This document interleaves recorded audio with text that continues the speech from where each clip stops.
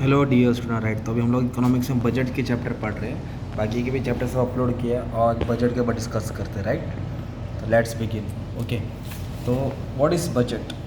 Budget का मतलब क्या होता है? It is a systematic record of economic transaction, है ना। मतलब कितना इनकम आया और कितना खर्चा हुआ, income and expenditure. It is a statement showing income and expenditure of particular government के पास कितना पैसा आ रहा है, कितना पैसा जा रहा है। रेवेन्यू मतलब इनकम होता है, एक्सपेंडिचर मतलब खर्चा होता है, राइट। तो गवर्नमेंट का जो प्रोग्राम्स है इसमें कितना इनकम आया, कितना पैसा गया, तो उसको हम लोग बजट बोलते हैं, राइट। तो बजट्स में क्या होता है, 4 लाइन मीनिंग डाल देना और ऐसे एक डायग्राम बना देना।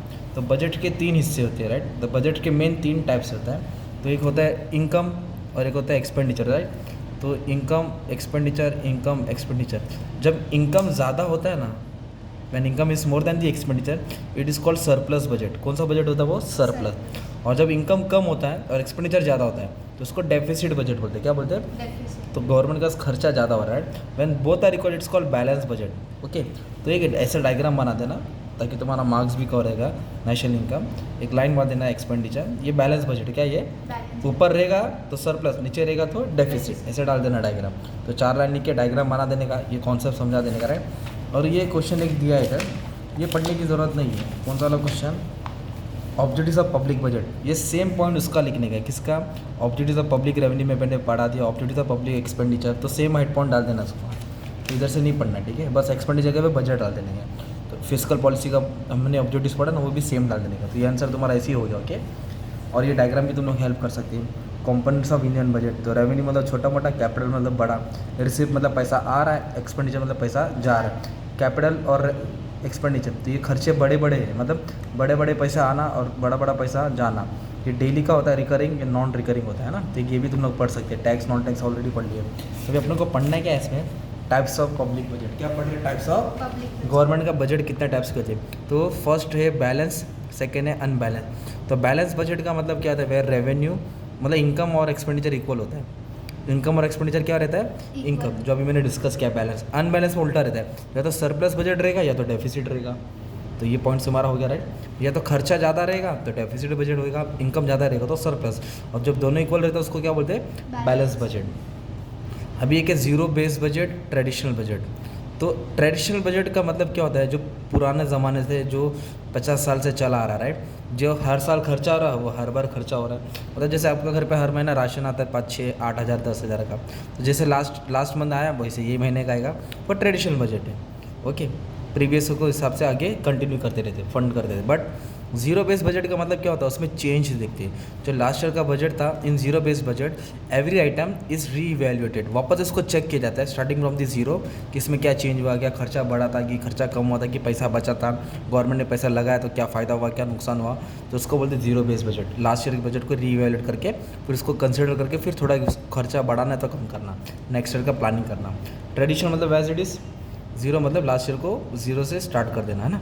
फिर नेक्स्ट है परफॉर्मेंस और प्रोग्राम। परफॉर्मेंस का मतलब होता है कि काम करते करते बजट बनाएंगे, मतलब जो भी परफॉर्मेंस करेंगे उसके बाद बजट बनाएंगे।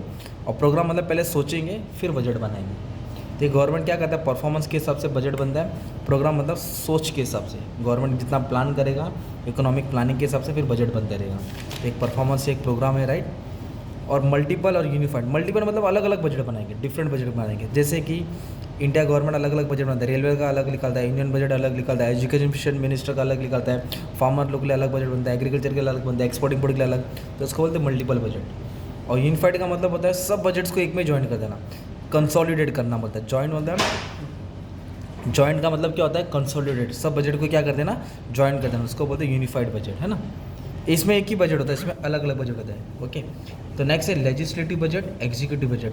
लेजिस्लेटिव बजट है ना, वो कहाँ बनता है मालूम है? पार्लियामेंट में बनता है। कहाँ बनता है? पार्लियामेंट, लोकसभा राज्यसभा में बनता है। Okay, power to enact amend repeal law. Repeal मतलब इस पर एक्शन लेना, डिसीजन कौन लेता है इसमें मालूम है? Elected representative. इलेक्टेड रिप्रेजेंटेटिव कौन होता है मालूम है? जो मेंबर ऑफ एमएलए होता है, मेंबर ऑफ पार्लियामेंट होता है, एमपी, वो सब। बट एग्जीक्यूटिव बजट कौन बनाता है? Council of minister. मिनिस्टर लोग जो बजट बनाते हैं ना, उसको बोलते हैं काउंसिल एग्जीक्यूटिव बजट, जो मिनिस्टर लोग के हिसाब से बनता है, राइट। और रेवेन्यू बजट जो छोटा मोटा खर्चा होता है, छोटे मोटे एक्सपेंडिचर को क्या बोलते हैं?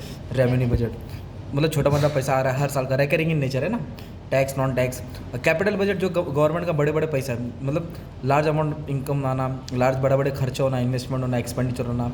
तो जो छोटा मोटा होता है रेवेन्यू बजट बोलते हैं, और जो बड़े बड़े खर्चे होते हैं non recurring in nature, capital budget, investment, building, है ना, वो सब। तो ये कैपिटल एक्सपेंडिचर में हम लोग ने पहले पढ़े, रोड, रेलवे, इरीगेशन, ये सब आता है कैपिटल में। और रेवेन्यू में टैक्स नॉन टैक्स पैसा कलेक्शन करना। तो ये तुम्हारा क्या हो गया, types of public budget. Government के पास कितना हिसाब से बजट, ये डायग्राम भी बना देंगे तो और आप बजट के रिलेटेड आंसर हो जाएगा, ठीक है। Structure of Indian government budget, यही सब समझा देने का, ठीक है। तो एक ये टॉपिक तुमको पढ़ना है। और FRBM एक्ट है ना जो, इसका मैं अलग से वीडियो बनाऊंगा, उसको डिटेल में समझा दूंगा, राइट। इसमें ज्वाइन नहीं कर रहा हूँ क्योंकि फिर वीडियो क्या बड़ा हो जाएगा, वो बोरिंग लग जाएगा। इसके लिए मैं सोचा तुमको नेक्स्ट वीडियो में ये वाला आंसर मिल जाएगा। और बहुत IMP भी है और उसके ऊपर नॉलेज रखना चाहिए, राइट। और टाइप्स ऑफ बजट पढ़ लिया, ऑब्जेक्टिव सेम लिखने का जो लास्ट पहले हम लोग ने पढ़ चुके हैं ना, expenditure, income. Okay, thank you very much.